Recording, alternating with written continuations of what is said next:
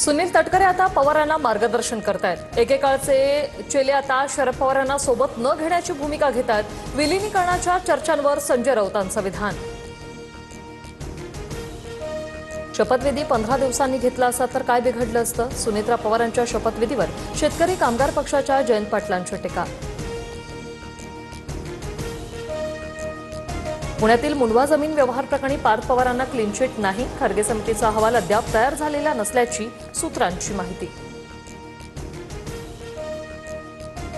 ठाकरेंची शिवसेना मुंबईच्या महापौर आणि उपमहापौर पदासाठी उमेदवार देण्याची शक्यता। आज मातोश्रीवर निर्णय होणार, सूत्रांची माहिती। निवडणूक बिनविरोध होऊ नये यासाठी प्रयत्न।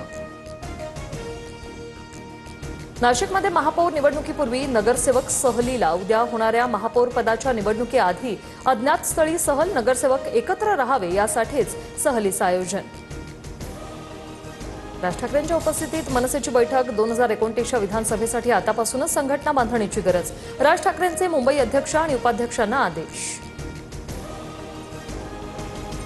मुंबई पुणे द्रुतगती मार्ग 32 तास ठप्प होता। सरकारकडून फक्त चौकशीचे आदेश, पुढे त्यातून सरकार आणि प्रशासन काही बोध घेतं का? राज ठाकरे यांचा ट्विट करत सरकारला सवाल।